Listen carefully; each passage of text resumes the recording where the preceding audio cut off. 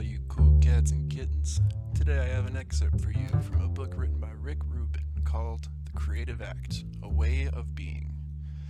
So buckle up and get ready to take some notes. This may be on our weekly quiz. Surrounding the lightning bolt. An explosion of information arrives in inspired moments. How can we avoid becoming fixated on these bolts of lightning? Some artists live as storm chasers, awaiting spontaneous strikes, longing for the thrill. A more constructive strategy is to focus less on the lightning bolt and more on the spaces surrounding it.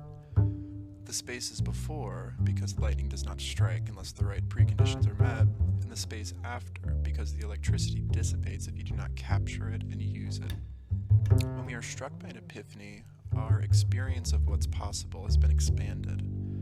In that instant, we are broken open. We've entered a new reality.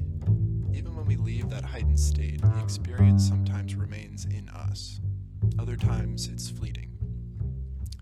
If lightning should strike, and this information is channeled through the aether to us, what follows is a great deal of practical work. While we can't command a lightning bolt's arrival, we can control the space around it. We accomplish this by preparing beforehand and honoring our obligation to it afterward. If lightning doesn't strike, our work need not be delayed. Some storm chasers believe that inspiration precedes creation. This is not always the case. Working without lightning bolts is simply working.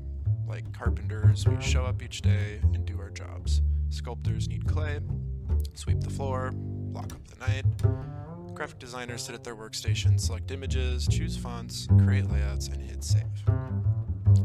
Artists are ultimately craftspeople. Sometimes our ideas come through bolts of lightning, but other times only through effort, experiment, and craft. As we work, we may notice connections and become surprised by the wonder of what's revealed through the doing itself. In a way, these small aha moments are also bolts of lightning. Less vivid, they still illuminate our way. The lightning bolt may just be a temporary phenomenon, a momentary expression of cosmic potential. Not every inspired idea is destined to become a great work of art. Sometimes lightning arrives and we have no use for it. A moment of inspiration may excite us to begin a long exploration to discover its practical form, only to arrive at a dead end. The only way to find out is to engage wholeheartedly in the work.